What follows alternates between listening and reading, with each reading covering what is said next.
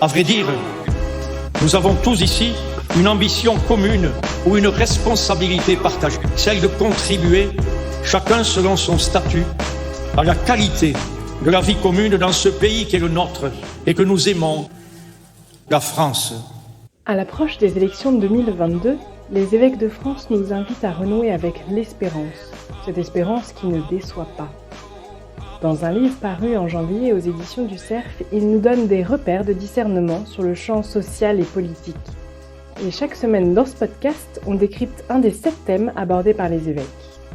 Aujourd'hui avec Monseigneur Jean-Marc Echen, évêque de Pamiers, et Clotilde Brossolette, éditrice, chroniqueuse radio, experte en éthique politique, on explique le premier des thèmes de ce livre, l'équilibre démocratique. On essaiera de comprendre pourquoi l'Église s'empare de ce thème et comment les membres des communautés catholiques, plus largement les membres de la société française, peuvent nourrir leurs réflexions sur ce sujet. Nous le savons depuis Aristote, la politique, c'est l'art de la recherche du bien commun. Nous pourrions dire que la paix est le synonyme du bien commun, une autre manière de le désigner. La recherche du bien commun, donc, celle de la paix, est le fondement de toute organisation politique et sociale. La finalité de l'engagement politique, c'est donc la paix, l'harmonie, l'unité de tous les membres de la communauté humaine. Il s'agit pour nous de travailler à la paix et à l'unité. Tout cela peut faire écho à ces paroles de Paul aux Romains au chapitre 14e, le verset 19. « Recherchons donc ce qui contribue à la paix et ce qui nous associe les uns aux autres en vue de la même construction. » Il y a aussi ce parallèle évident avec la 7e béatitude au chapitre 5e de Matthieu. « Heureux les artisans de paix, car ils seront appelés fils de Dieu. » Alors, artisans de paix, œuvrer à la paix, c'est le sens fondamental de l'engagement en politique. Mais pour cette œuvre d'artisanat, quels outils vais-je m'autoriser à employer ? Sur ce registre, je vous propose la réflexion suivante, qui est une réflexion bien approfondie dans le cadre de la pensée non violente, qui nous fait comprendre qu'on ne peut pas atteindre une fin juste, en l'occurrence la paix, en employant des moyens qui ne le seraient pas, ou qui seraient en contradiction avec cette visée que l'on se donne. Jacques Maritain expliquait très bien cela par ces mots. Les moyens doivent être proportionnés et appropriés à la fin, parce qu'ils sont les voies vers la fin, et en quelque sorte la fin elle-même en devenir. Si bien qu'employer des moyens intrinsèquement mauvais pour atteindre une fin intrinsèquement bonne est une bévue et un non-sens. Donc la réflexion sur la politique, orientée sur le bien commun, sera essentiellement centrée sur le choix des moyens. Puis-je utiliser la violence pour atteindre la paix ? Puis-je me servir de mensonges pour faire prévaloir la vérité ? Puis-je, pour accéder aux responsabilités me permettant de peser sur l'organisation de la vie de la cité, utiliser la dissimulation, le mensonge, la violence ? Dans la période contemporaine, certains hommes politiques se sont positionnés clairement sur ces questions. Nous pensons particulièrement à Václav Havel, vous savez, ce dramaturge, essayiste, philosophe et président de la Tchécoslovaquie. Eh bien, dans son approche qui s'intitule « La vie dans la vérité », il nous dit que la crise commune des sociétés de l'Est et de l'Ouest est d'abord d'ordre éthique. il dit parfois d'ordre spirituel, parce qu'elle a sa racine dans le consentement au mensonge. À l'opposé de la vie dans le mensonge, de ce consentement au mensonge, Václav Havel appelle logiquement à la vie dans la vérité. Il s'agit de laisser les raisons dites pragmatiques que nous avons parfois de ne pas choisir le bien, la vérité ou des moyens justes pour faire le bien par principe et par l'amour du bien.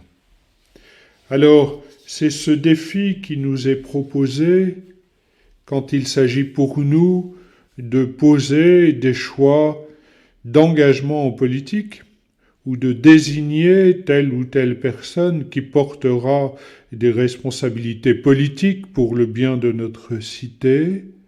Est-ce que nous accepterons de faire qu'en poursuivant cet objectif de la paix, nous nous interrogions vraiment aussi sur les moyens mis en œuvre pour l'atteindre?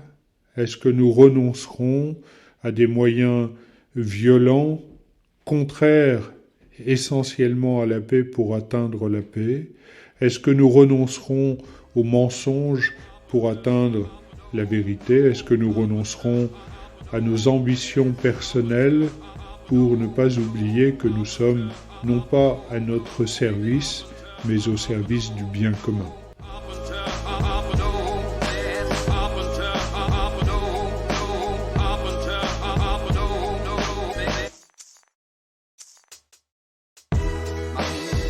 Rechercher la paix dans le débat démocratique peut apparaître comme une mission impossible, voire une utopie naïve, particulièrement aujourd'hui, dans le contexte de la campagne électorale que nous vivons.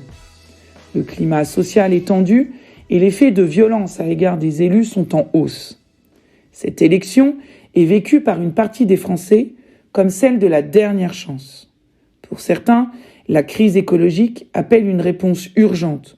Pour d'autres, c'est la crise civilisationnelle, la crise institutionnelle ou encore les inégalités sociales, les discriminations à l'égard des minorités, l'insécurité. Certains attendent même avec impatience des réformes pour réduire les déficits. La crise sanitaire et les mesures qu'elle a entraînées renforcent cette tension politique. Les positions et les opinions se sont crispées. Certains hommes et femmes politiques ont par leurs propos nourri ce climat d'affrontement dans lequel débute la campagne électorale. Le jeu même des institutions renforce cette cristallisation des attentes et des convictions à la veille du scrutin présidentiel.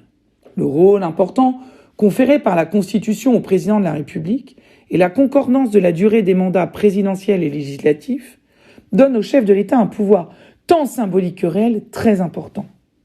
La mythologie gaulienne a fait de cette élection la rencontre d'un homme et d'un peuple. Il n'est donc pas étonnant que l'attente soit si forte et laisse la place au fantasme de l'homme, de la femme providentielle. Il y aurait un candidat parfait, capable de répondre à l'urgence de notre propre angoisse, capable de renouer avec la vocation initiale de notre pays, qu'elle soit tolérante, humaniste, libérale, identitaire, qu'elle appartienne à un idéal de gauche ou à un idéal de droite. Dans un contexte d'inquiétude, il y a d'un côté toute cette tension euphorique qui se renforce, plus l'échéance se rapproche, et puis de l'autre, il y a tous ceux que la campagne électorale ne concerne pas. Ce n'est pas qu'ils ne s'intéressent pas à la politique, mais c'est qu'ils sont persuadés que la politique ne s'intéresse pas à eux. L'abstention n'est pas le fruit d'une indifférence, elle naît dans le sentiment d'être méprisé. Là, le débat démocratique a laissé la place à l'exclusion volontaire du champ de la citoyenneté. Comment, dans un tel contexte, les catholiques peuvent-ils contribuer à retrouver la paix dans le débat démocratique et la vie politique? Tout d'abord en retrouvant en eux l'espérance théologale. Nous devons nous rappeler que l'histoire des hommes trouve sa place dans le plan de Dieu et nous devons vivre les événements de l'ordre temporel sans oublier qu'ils ne sont pas l'horizon ultime vers lequel notre humanité est appelée. L'espérance théologale, celle qui nous rappelle que notre désir le plus profond doit être orienté vers la recherche de Dieu, nous extrait de cette frénésie en croissée qui fait de chaque échéance électorale, surtout à l'échelle nationale, l'élection ultime, la dernière qui peut nous sauver. En retrouvant la vertu de l'espérance théologale, nous pouvons nous prémunir de deux grandes tentations. L'urgence et l'hubris, c'est-à-dire la démesure orgueilleuse. Et donc regarder les candidats, non pour ce que nous voulons qu'ils soient, mais pour ce qu'ils sont réellement. Assurés de la victoire du Christ sur le mal, emplis par l'espérance, nous échappons à l'angoisse qui nous conduit à chercher dans un candidat un sauveur capable de résoudre tous les maux de notre société. Nous acceptons ainsi qu'aucun candidat n'est parfait, qu'aucun candidat ne peut répondre totalement à nos attentes. Une telle attitude laisse de côté l'émotion pour lui préférer la raison. Chacun d'entre nous est alors appelé à suivre la campagne électorale et à voter avec discernement. Le pluralisme auquel l'Église est attachée conduit chacun, en fonction de son histoire personnelle, de ses déterminismes familiaux, sociaux, de son tempérament, à choisir à qui donner sa voix. Cette attitude contribue à la recherche de la paix dans le débat démocratique, car elle nous libère d'une approche passionnelle et nous invite à reconnaître qu'il existe des options différentes, légitimes. En fondant notre approche de la question politique et particulièrement des élections sur l'espérance théologale, nous devenons capables de dépasser les clivages et les logiques partisanes pour privilégier le dialogue. Appuyés par l'exigence évangélique, nous sommes appelés à convertir notre regard sur la politique et à en témoigner autour de nous, même en tant que simples électeurs. Toutefois, la recherche de la paix dans la vie politique est aussi un appel à l'engagement politique. Là encore, notre foi est une invitation à agir de façon différente. Là où pour certains le pouvoir se gagne par la lutte, pour nous le pouvoir se gagne par le don de soi.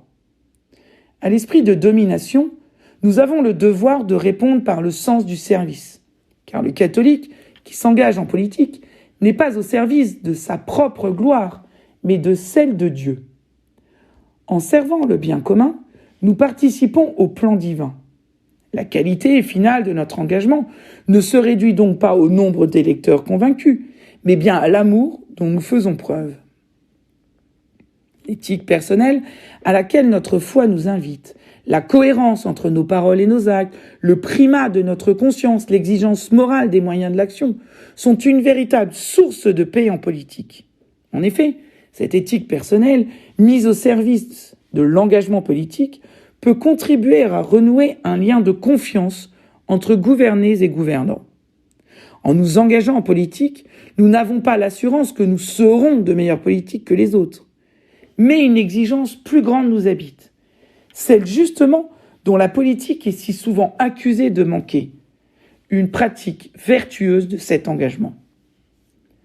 Si notre engagement en politique est bien une contribution à établir le royaume de Dieu sur terre, il est aussi un chemin de conversion personnelle. Dans une société si fragmentée, que certains n'hésitent pas à brandir la menace d'une guerre civile, la recherche de l'unité passe nécessairement par un travail personnel sur soi. La première étape de la construction du bien commun exige que chacun de nous se conforme personnellement à la finalité de ce bien commun.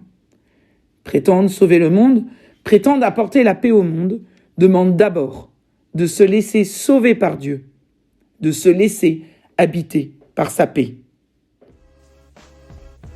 Voilà, c'était les réflexions de Monseigneur Jean-Marc Echen, évêque de Pamiers, et de Clotilde Brossolette à propos de la paix démocratique, un des 7 thèmes abordés par les évêques de France dans leur livre « L'espérance ne déçoit pas, repère de discernement pour la période électorale 2022 ». Dans le prochain épisode, on parle du respect de la dignité humaine et de la bioéthique.